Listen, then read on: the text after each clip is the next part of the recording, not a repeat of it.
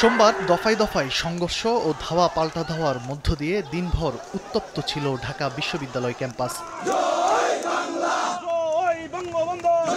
এর জেরে রাতেও থমথমে পরিস্থিতি বিরাজ করে ঢাকা বিশ্ববিদ্যালয় এলাকা জুড়ে। ছোট ছোট মিছিল নিয়ে রাজু ভাস্কর্যে অবস্থান নেয় ছাত্রলীগের নেতাকর্মীরা। দিতে থাকেন নানা স্লোগান। আন্দোলনকারীদের হামলায় ছাত্রলীগের প্রায় 500 নেতাকর্মী আহত হয়েছেন বলে দাবি করে ছাত্রলীগের সভাপতি। ছাত্রলীগের 5 শতাধিক নেতাকর্মী আহত হয়েছে। ছাত্রলীগের 100 জন অধিক নেতাকর্মীর রুমগুলো আজকে ঢাকা বিশ্ববিদ্যালয়ের বিভিন্ন হলে কক্ষ কিন্তু ভাঙচুর করা হয়েছে। এই আন্দোলনকে ভিন্ন খাতে প্রবাহিত হওয়ার যে বাস্তবতা তৈরি হলো, এর পুরো দায়ভার এই দায়িত্ব জ্ঞানহীন এই প্রফেশনাল আন্দোলনকারীদেরকে বহন করতে হবে। অন্যদিকে আন্দোলনরত শিক্ষার্থীদের দাবি, রাতেও তাদের উপর হামলার চেষ্টা করা হয়। এ সময় দুপক্ষের সংঘর্ষে মোটরসাইকেল ভাঙচুরের ঘটনা ঘটে। আর কোনো হামলা হলে তার কঠিন জবাব দেওয়া হবে বলে হুঁশিয়ারি দেন আন্দোলনরত শিক্ষার্থীরা।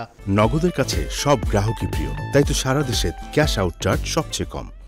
সাদ্দাম হোসেন, শেখ ইনান সহ ঢাকা বিশ্ববিদ্যালয়ের মাজহারুল কবির শয়ন কিংবা যে আমাদের সৈকত রয়েছেন, তাদের সবাইকে এই দায়গুলো নিতে হবে। তারা পরিকল্পনা করে এই কাজগুলো করছে। আগামীর যে কোনো দিনে যদি এরকম অন্যায়ভাবে আমাদের উপরে হাত দেওয়ার চেষ্টা করা হয়, আমরা আজকে ঘোষণা দিচ্ছি, আজকের পর থেকে আমরা প্রস্তুত থাকব তাদেরকে ফু মেরে উড়িয়ে দেওয়ার জন্য। এদিকে সারা রাত সতর্ক অবস্থানে থাকতে দেখা যায় আইনশৃঙ্খলা রক্ষাকারী বাহিনীর সদস্যদের।